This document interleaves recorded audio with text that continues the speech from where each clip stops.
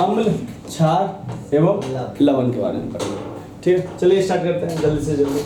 अम्ल की परिभाषा सिंपल सा परिभाषा याद रखिएगा, जो स्वाद में खट्टे होते हैं, जिसे देख के ऐसे करते हो खा के, वो अम्ल होते हैं। अम्ल, हाँ इमली भी है। अम्ल के गुण भी देख लेते हैं। दो तरह के गुण होंगे, एक भौतिक गुण किस तरह से दिख रहा है, और एक रासायनिक गुण कि अभिक्रिया किस तरह से ये किसी के साथ करती है। भौतिक गुण में यही है, खट्टा होता है, जो भी अम्ल खाओगे खट्टा है। फल वूल भी तो खाती हो, कुछ खट्टा होता है, दही भी खट्टा, ये सब अम्ल के प्रकार है। ठीक है, तो स्वाद में खट्टा होगा। दूसरी बात, नीले लिटमस को लाल में कर देते हैं। ठीक है, तीसरी बात है जलीय विलयन में, जल में जो घोलोगी ना तो इसमें H+ आयन देंगे, हाइड्रोजन आयन देगा। तीसरा बात है कि जलीय विलयन में विद्युत धारा प्रवाहित होगा। इसमें अगर अम्ल मिला दिया जलीय विलयन में तो उसमें आराम से विद्युत धारा प्रवाहित होगी, विद्युत करंट उसमें जाएगा। ये सब है। अम्ल के कुछ रासायनिक गुण देख लेते हैं। रासायनिक गुण में सबसे पहला गुण है कि धातु के साथ अभिक्रिया करता है और हाइड्रोजन गैस देता है। अब ये कैसे देता है वो हम आगे बता देते हैं। दूसरी बात आप याद रखिएगा, धातु कार्बोनेट, कार्बोनेट याद है ना, कार्बोनेट है, CO3 बोलते हैं, और हाइड्रोजन कार्बोनेट, तो CO3 ऐसे लगा दीजिए, हाइड्रोजन वाला कोई कार्बोनेट होगा। उसके साथ जब अम्ल अभिक्रिया करता है तो ये कौन सा गैस निकालता है? CO2, कार्बन डाइऑक्साइड गैस निकालता है। कुछ धातु ऑक्साइड जो है अम्ल के साथ अभिक्रिया करके लवण और जल बनाते हैं। कुछ धातु ऑक्साइड है, ऑक्साइड का मतलब धातु कुछ भी होगा उसमें O लग जाएगा, जैसे कैल्शियम ऑक्साइड, समझे, इसको हम धातु ऑक्साइड भी बोल सकते हैं, समझे। कार्बन, किसी धातु के साथ CO3 लग गया तो ये धातु कार्बोनेट हो गया। क्लियर है?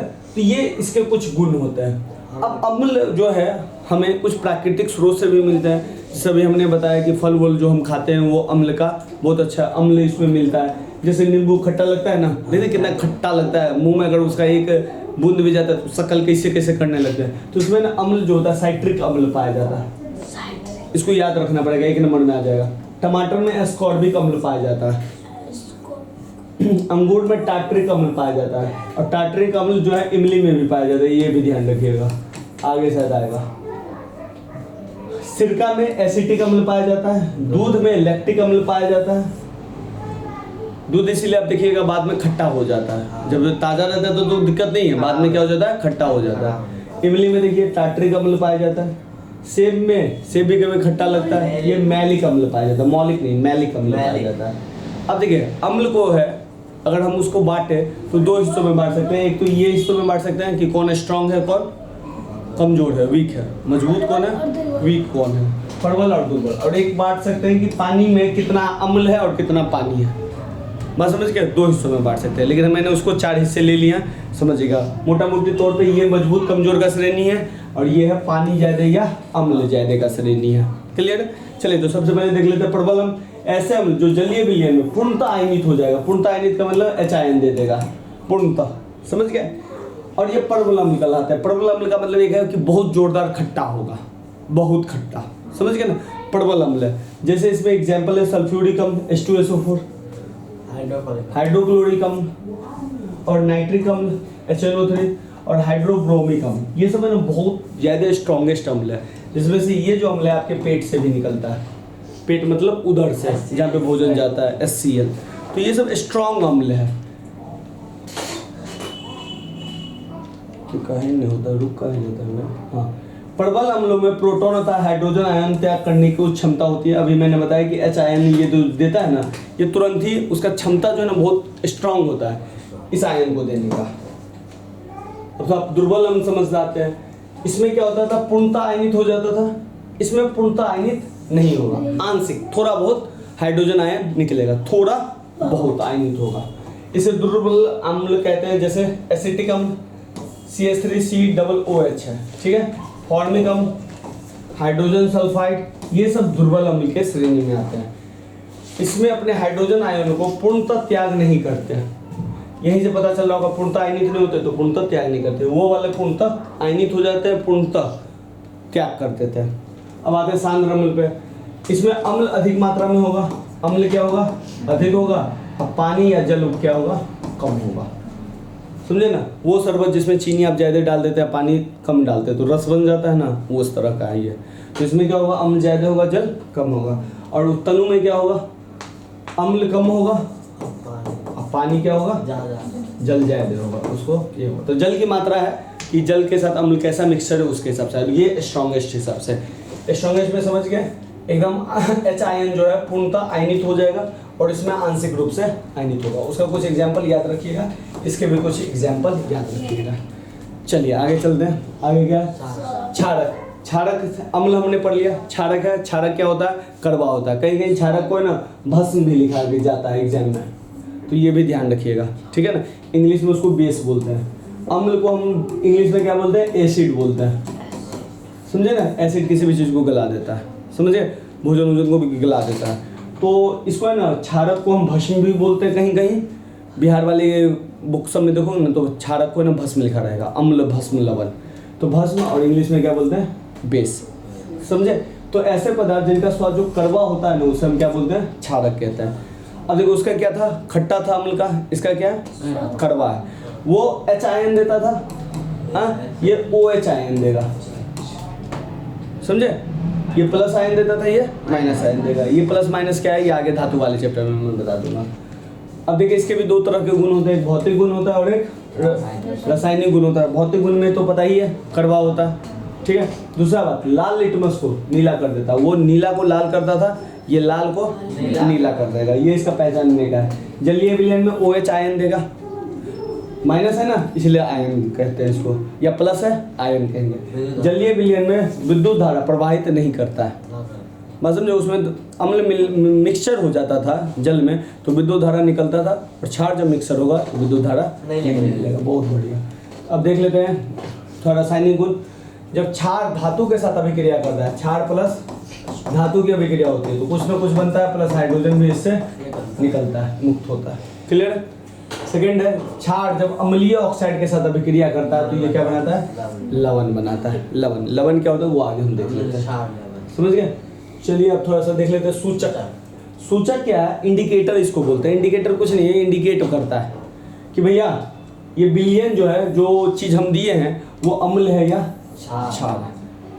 बात समझे? ये सूचक है, इंडिकेटर है। आपके घर में गंदगी कैसे बता सकते हैं? चूहे से, कॉकरोच से। आपके किसी एरिया में गंदगी कैसे बता सकते हो? कौवे के मंडराने से। समझे कि नहीं समझे? तो ये है, तो सूचक है, सूचना आपको देता है कि कौन सा अम्ल है और कौन सा क्षार है। क्लियर है? ये इनका रंग या गंध अम्लीय या क्षार के माध्यम में बदल जाता है। मतलब ये ऐसे तरह के सूचक होते हैं, जैसे लिटमस पेपर था, नीला लाल में हो रहा था, लाल नीला में हो रहा था, तो रंग के माध्यम से बता रहा था।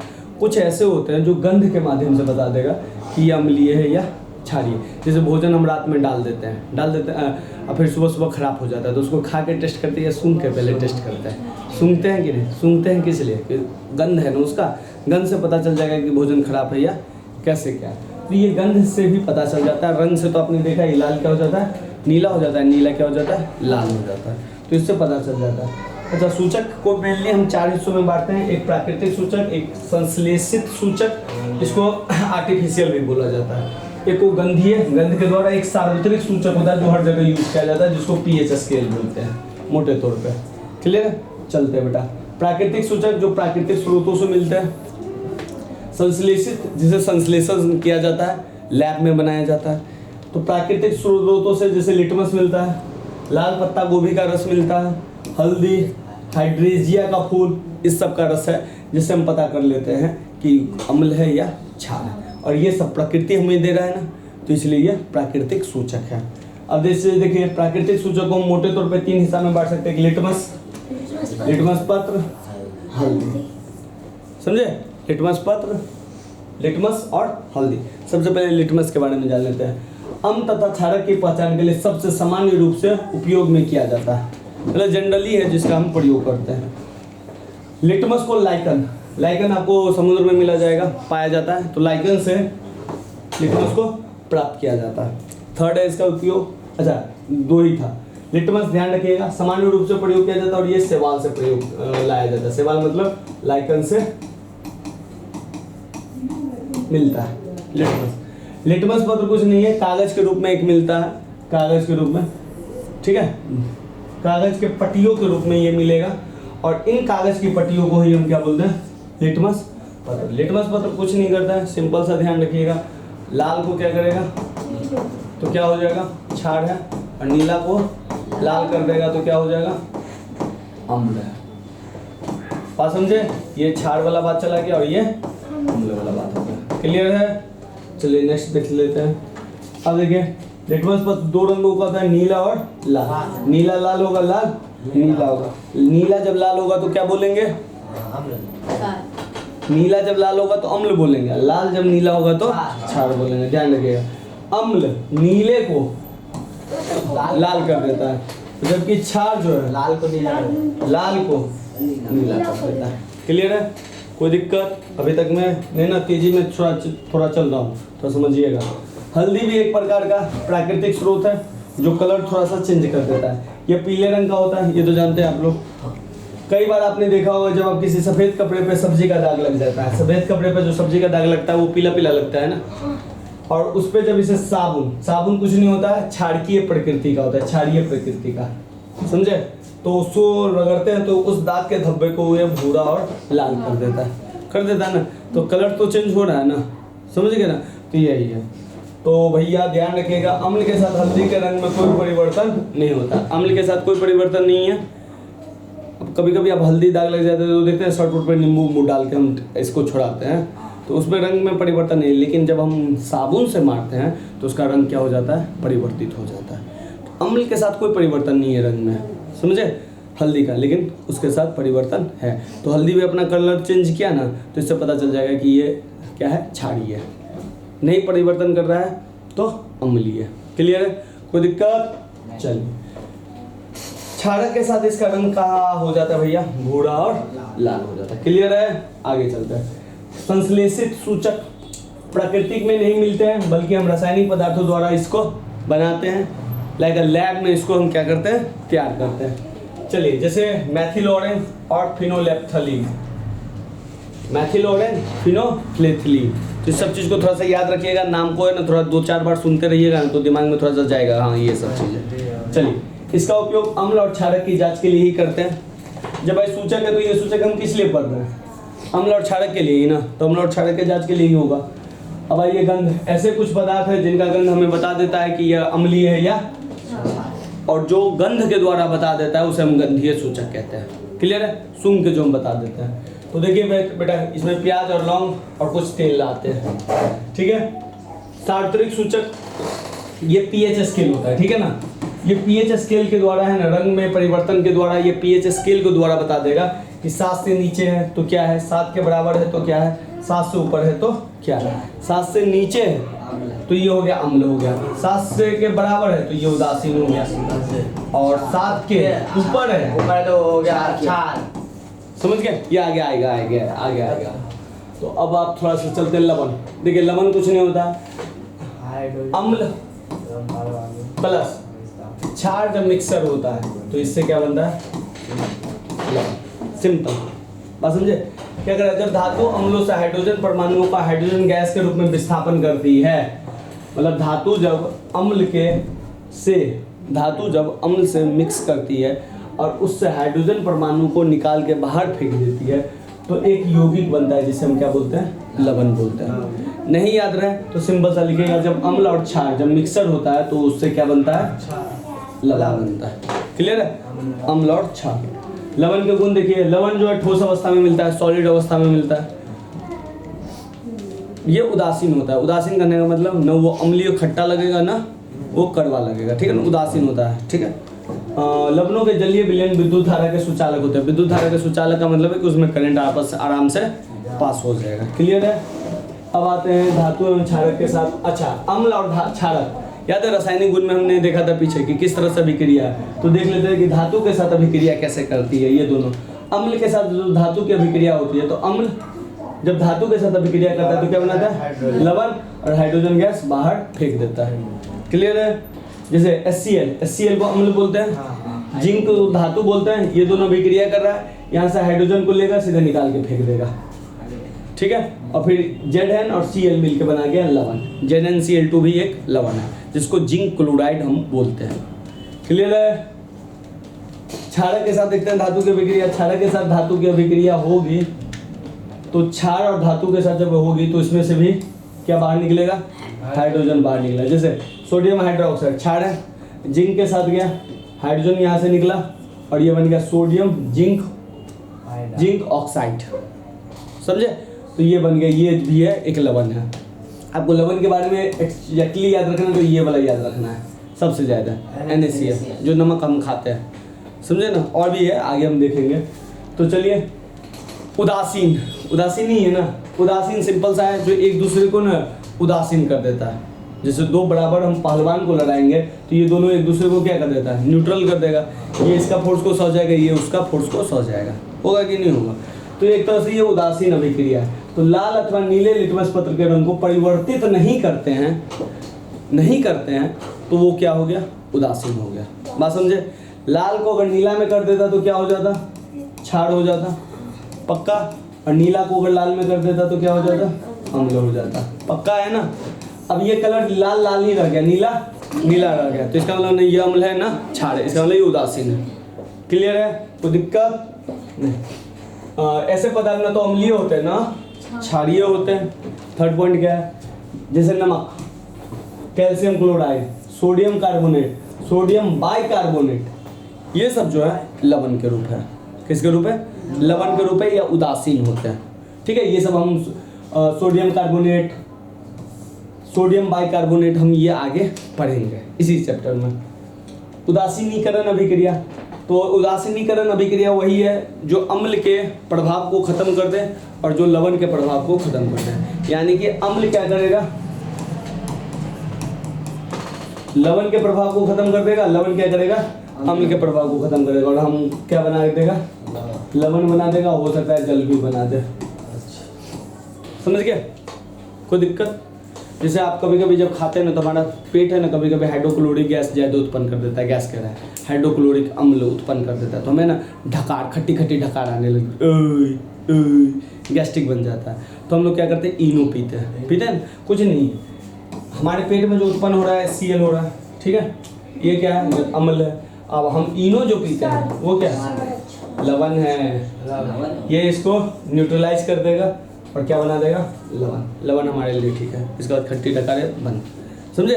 तो इनो कुछ नहीं, मिल्क ऑफ मैग्नीशिया है, क्या है, मिल्क ऑफ मैग्नीशिया, इसको ऐसे लिखता है, नहीं नाम है इसका, मिल्क ऑफ मैग्नीशिया, दूध नहीं, MgOH है, मैग्नीशियम ऑक्साइड, हाइड्रोक्साइड बोलते हैं इसको, मिल्क ऑफ मैग्नीशिया, समझे। तो जब भी हमारे पेट में ज़्यादा ये होता है तो ये इसको उदासीन कर देता है, ये इसको उदासीन कर देता है। अब चलते हैं इसके, जैसे देखिए सोडियम हाइड्रोक्साइड क्या है, ये क्षार है, HCl क्या है, ये अम्ल हो गया और ये क्षार हो गया, ये दोनों मिले और इन दोनों ने क्या बना दिया, लवण। ये नमक साधारण नमक है जो हम घर में यूज करते हैं, समझ गए ना। और H2O जल मिल गया, समझे। अच्छा एक चीज़ और ध्यान रखिएगा, सोडियम NaCl में देखिए दो तत्व है, एक चीज़ आप जान ही लीजिए, सोडियम Na और एक मिल गया Cl क्लोरीन, दोनों गैस अलग अलग खतरनाक है। सोडियम तुमने खा लिया या ले लिया, गई टाटा बाय बाय, सीधे ऊपर, नीचे है। क्लोरीन गैस जैसे सूंघ लिया गया, दोनों खतरनाक है इंसान के लिए। लेकिन जब दोनों मिल जाता है तो अच्छा होता है, तब देखिए हमारे लिए उपयोगी हो जाता है। तो साइंस यही है, देख रहे हैं ना साइंस कितना वो है, दोनों खतरनाक है। मतलब हाइड्रोजन गैस इतनी हल्की है कि जाएगा, ऑक्सीजन गैस जाते वो अपनी कर सकते, लेकिन दोनों मिल जाते हैं तो हमारे लिए क्या बन जाता है, जल पीने के लिए। अगर पानी नहीं पिएंगे तो मर जाएंगे, है कि नहीं है। तो ये सब बात है, तो ऐसा ध्यान रखिएगा। तो देखिए ये प्रबल अम्ल है, ये दुर्बल क्षार है। तो प्रबल अम्ल और अच्छा ये चीज़ भी जान लीजिए, प्रबल अम्ल जब दुर्बल क्षार से मिलता है तो प्रबल है ना, स्ट्रॉन्ग है ना, तो मजबूत आदमी कमजोर आदमी को हराएगा और इस पर अपना प्रभाव स्थापित कर लेगा। तो ये क्या हो जाएगा, अम्लीय लवण और जल।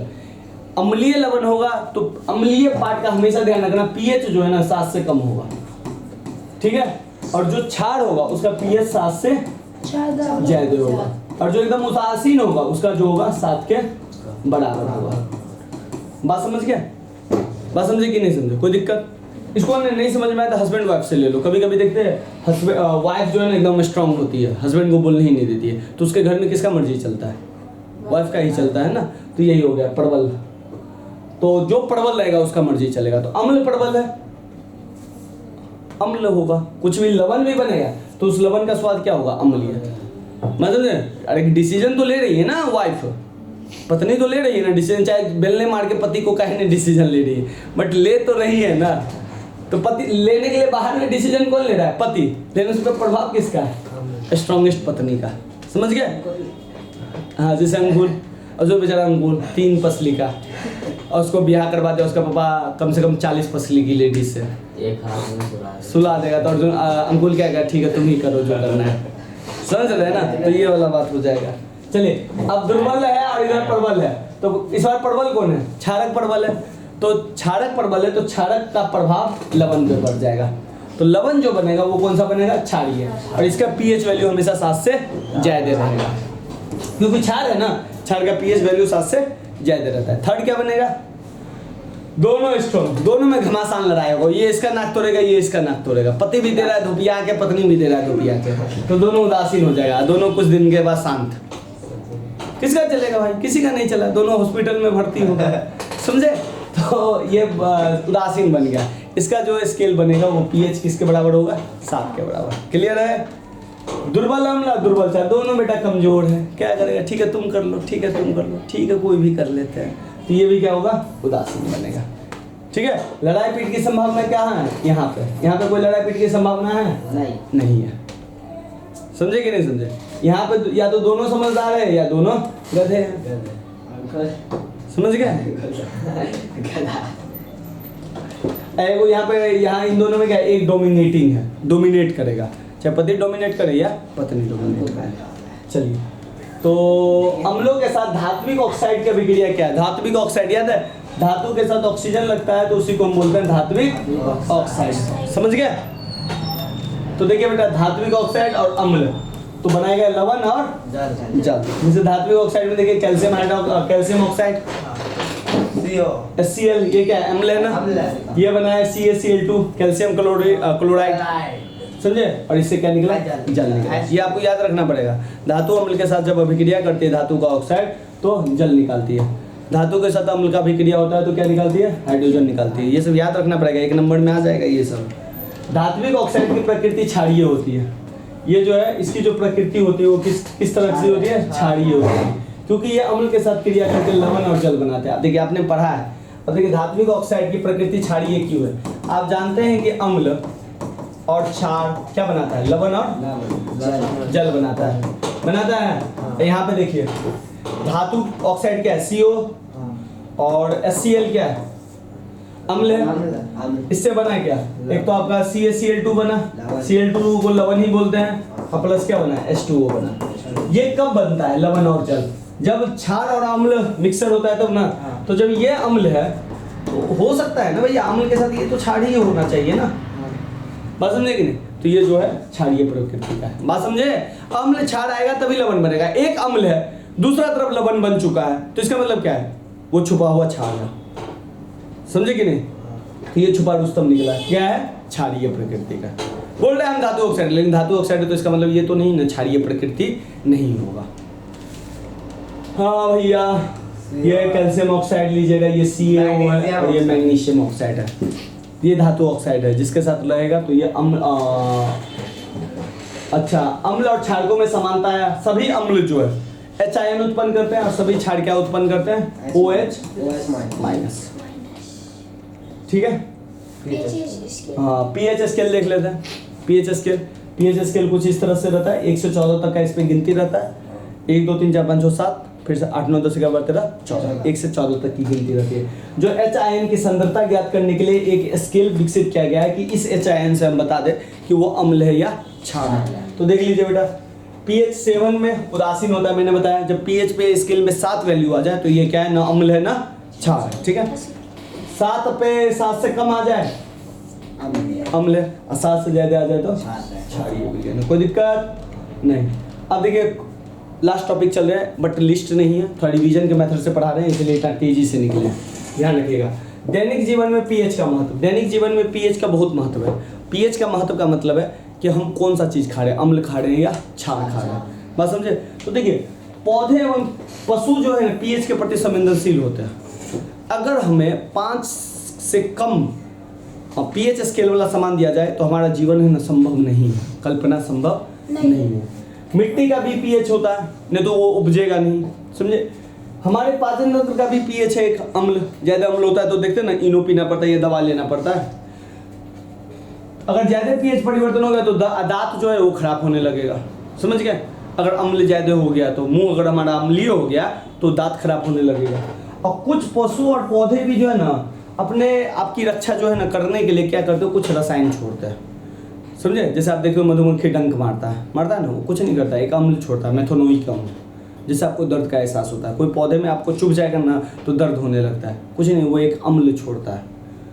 जैसे एक नेटल का पौधा होता है, वो कुछ अम्ल छोड़ता है, जिससे आपको क्या होने लगता है, दर्द होने लगता है। तो देखिए बेटा, सबसे पहले पता है पौधे और पशु जो है या हमारा जो शरीर है वो किस रेंज के बीच काम करता है, 7 से 7.8। ध्यान रखिए 7 और 7.8 को हम एक तरह से उदासीन बोल सकते हैं कि नहीं बोल सकते हैं, बोल सकते हैं ना, इसी के बीच कार्य करता है। इससे कम करेंगे शरीर काम नहीं करेगा, मतलब करेगा ऐसी बात नहीं है काम नहीं करेगा, लेकिन शरीर में हानि होना लगेगा, समझ गए नहीं समझ गए। तो हमारा जो शरीर है इस रेंज से, यानी पानी पीजिए खाना खाइए तो इसी रेंज के बीच में चाहिए, समझ गए। इसलिए कहता है शुद्ध पानी पीने के लिए। शुद्ध पानी का मतलब स्केल कितना होना चाहिए पानी का, 7, इससे कम नहीं होना चाहिए, नहीं तो हमारे शरीर में क्या होने लगेगा, नुकसान होने लगेगा। मिट्टी का पीएच अगर मान लीजिए मिट्टी का पीएच अम्लीय है तो उसमें हम क्षारीय मिला देंगे तो न्यूट्रल हो जाएगा। मिट्टी की प्रकृति क्षारीय है तो उसमें क्या मिला देंगे, अम्ल मिला देंगे।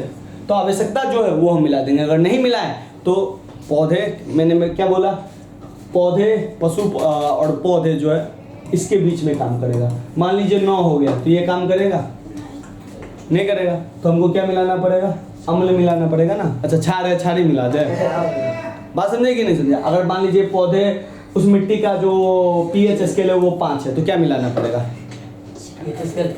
हाँ क्षार मिलाना पड़ेगा। तो इस हिसाब से उस रेंज में आ जाएगा तो पौधे आराम से वहाँ पे ग्रो होंगे, ठीक है। तीसरा हमारे पाचन तंत्र का पीएच, ये तो जानते ही हैं आप लोग, HCl पूरा वो है, ज़्यादा उत्पन्न हो जाता है तो फिर दिक्कत होने लगता है, ढकार उकार होने लगता है, तो मिल्क ऑफ मैग्नीशिया पीते हैं जिससे वो इसको काट देता है। क्लियर है, यही सब लिखा हुआ है, थोड़ा सा देख लीजिएगा, ठीक है। ये सब बता दिए हम आपको, दर्द होता है, जलन होता है। अच्छा हमारे दांत, हमारे शरीर का सबसे कठोर भाग है हमारा दांत, ये बात पता है कि नहीं पता, हड्डी से भी सबसे कठोर है। इसका ऊपरी परत देखते हो, इनेमल बोलते हैं उसको, मैं फिर से एक बार आपको उस चैप्टर में बता दूंगा, इनेमल बोला जाता है उसको। तो 5.5 से कम जैसी होगा हमारे मुंह का पीएच तो क्या होगा, हमारा दांत झड़ने लगेगा, दांत जो है झड़ने लगेगा, यानी कि क्षय होने लगेगा, दांत खराब होने लगेगा। तो अगर आपके मुंह का पीएच इसके 5.5 से है तो आपको पेस्ट यूज करना चाहिए। कौन सा पेस्ट, कोलगेट नहीं, क्षारीय पेस्ट, जिसमें क्षार होता है, नहीं होता है, बस समझे। अब जिसका मुंह बेसिक ज्यादा वो है, गंदा पानी पी रहा है, उस तरह का खाना खा रहा है तो उसका मुंह जो है ऐसा बन गया है, समझ गए, बिल्कुल। तो अम्लीय फूड खा रहा है तो मुंह सुबह सुबह उठता है खट्टा खट्टा होता है, तो इसलिए वो 5.5 से कम होगा तो क्या होगा, दांत खराब होने लगा। पेस्ट यूज करे किस तरह का, क्षार का, जो अम्ल के प्रभाव को ये क्या करेगा, खत्म करेगा। कोई दिक्कत? अभी आपको मैंने बताया कि मधुमक्खी का डंक एक अम्ल छोड़ता है जिसके कारण दर्द और जलन होता है। दर्द जो होता है वो अम्ल छोड़ता है, और उस अम्ल को है ना, अभी मैंने बोला मेथोनोइक अम्ल छोड़ता है, समझे। तो अम्ल छोड़ा है तो आप उस पर क्या लगाइएगा, क्षार लगाइएगा, ठीक है, तो उससे वो छोड़ देगा। लेकिन बेकिंग सोडा भी यूज किया जाता है तो इससे मतलब आराम मिलता है। नेटल एक पौधा होता है, इसके डंक वाले बाल मेथोनोइक अम्ल छोड़ते हैं जिसके कारण जलन और दर्द का अनुभव होता है। और इसके स्थान पे भी आप डॉग पौधे की पत्ती को रगड़िएगा, एक पौधा और मिलता है, डॉग पौधे की पत्ती को रगड़िएगा तो उससे क्या मिलेगा, राहत मिलेगा। इसका मतलब है प्रकृति आपको दर्द दे रही है तो प्रकृति आपको राहत देने वाला भी सामान रखी हुई है, बस आपका नज़र नहीं पड़ता। तो जीवन भी ऐसा ही है, दर्द मिलेगा तो दर्द का दवा भी यही मिलेगा, बात समझे। देखते हैं ना, लोहा घसते हैं, कुछ लोगों मधुमक्खी डंक आता है तुरंत प्याज रगड़ देता है, समझ रहे ना, ये सब होता है। हाँ अम्ल छोड़ा है, याद कीजिए प्याज में क्या था, तो ध्यान रखिए। चलिए अब थोड़ा सा आराम कर लीजिए क्योंकि नेक्स्ट